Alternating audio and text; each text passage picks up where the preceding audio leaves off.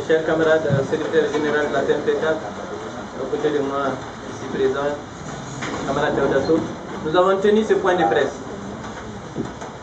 parce que c'est le dernier jour avant la grève.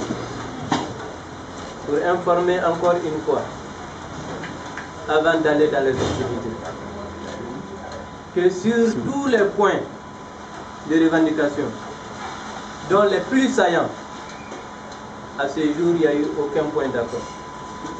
Je dis bien sur les points saillants, qui relèvent de la violation soit du Code du travail, soit du droit social concernant les avantages acquis, ou qui relèvent carrément de la défiance de l'État par certaines entreprises. L'affaire BOA.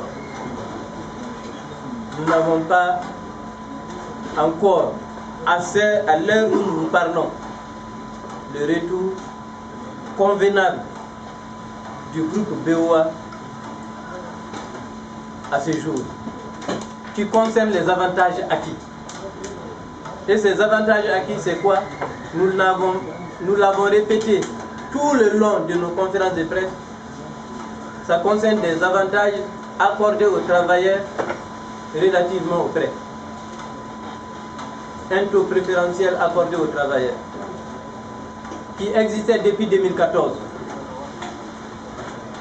Un avantage sur lequel le syndicat, un syndicat de développement pour l'intérêt de l'entreprise, avait accepté de revenir sur ses acquis en attendant que l'entreprise se porte mieux. C'est pour vous montrer combien nous, notre secteur, le syndicat, a un certain degré de responsabilité quand il s'agit de l'entreprise, de l'outil du travail. Ils ont accepté eux-mêmes de renoncer à ces acquis en attendant que l'entreprise se porte mieux. Maintenant que l'entreprise se porte mieux, depuis 2018, ils sont en train de courir après les mêmes gens pour leur dire maintenant que ça va, et revenons à ces acquis-là qui concernent des avantages consentis aux travailleurs par rapport au taux des prêts accordés au personnel. Voilà tous les problèmes depuis 2018. Nous l'avons dit et expliqué ici, la répétition est pédagogique. C'est suite à l'intervention du SINABEF et de l'APBF qu'on est parvenu à convaincre nos camarades pour suspendre à leur mot d'ordre de grève. Ils étaient en grève. Une grève quasiment illimitée. Nous leur avons dit que le temps n'était pas opportun, qu'ils acceptent de suspendre pour qu'on puisse négocier. Et dans le cadre de ces négociations, qu'on puisse aboutir à leurs revendications sans qu'on aille vers ces grèves illimitées. Ils ont accepté. À ce jour, depuis février 2023 jusqu'à aujourd'hui, la direction de la BOA, le groupe BOA, à chaque fois qu'ils font un retour, c'est pour insulter le comité syndical. Ils sont allés jusqu'à proposer le même taux qu'on accorde aux clients au comité syndical. C'est-à-dire à chaque fois qu'on les revient, ils le reviennent, au lieu de descendre pour qu'on se retrouve au même niveau, à chaque fois ils montent. La dernière fois, on était au ministère du Travail avec l'APB, où le groupe a promis de revenir sur la dernière proposition des camarades. Les camarades ont fait une contre-proposition qui n'approche même pas les avantages acquis en 2014. Tout ça pour faire des concessions. Le retour qu'ils nous font, c'est un retour insultant. C'est comme pour dire, allez-y en grève. Figurez-vous, tout le groupe BOA de l'Afrique,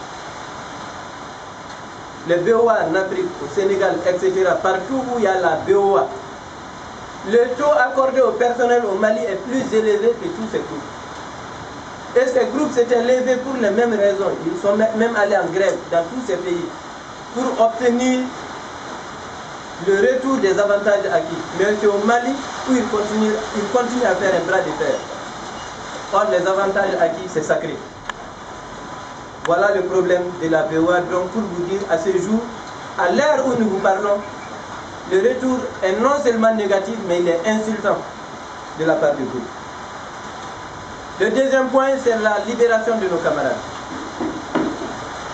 À l'heure où nous vous parlons, nos camarades ne sont pas encore libérés. Et ça, nous avons expliqué.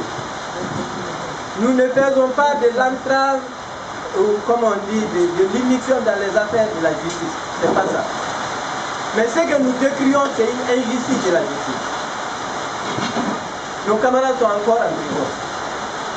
Or, ceux qui ont orchestré l'affaire, les auteurs, les acteurs même du Fonds mondial, ils sont en liberté. Et ça aussi, nous l'avons expliqué en long et en large. Le troisième point, c'est encore très grave que nous faisons dans le cadre des délits d'entrave à la liberté syndicale. Des gens qui ont posé des actes contre les syndicats, des actes qui devraient les amener en prison. C'est à ceci qu'on donne raison aujourd'hui. Le dépôt de santé, qui a licencié tous les syndicalistes sans exception. Quand on est allé chez les autorités, le lendemain on sort de ces autorités, le lendemain, quand on est sorti de chez les autorités, ils ont licencié tout ce qui doit aller en grève. C'est ça le problème, c'est l'avenir du syndicalisme qui est en jeu. Nous on ne peut pas accepter ça. Le dépôt de santé s'ensuit Bérében depuis 2022. Les camarades de Bérében sont licenciés parce qu'ils ont mis un syndicat en place pour revendiquer uniquement qu'ils sont mis dans leurs droits, inscrits à l'INPS, à l'AMO, et qu'ils aient un bulletin de salaire et un contrat de travail. C'est le fait d'avoir demandé ça qu'on les a mis dehors. Illégalement, contre l'avis de toutes les autorités. Elle est en train de tenir l'État par la gorge. Elle et le dépôt de santé de Sanso. Sanso est allé loin lors des négociations, nous les vivons ici, où il dit le Mali n'a pas respecté les accords d'Alger. Donc eux là, ils n'ont rien le Mali ne respecte rien. Un Malien qui parle comme ça, c'est fait devant Dieu et les hommes, devant les conciliateurs, devant la DNC.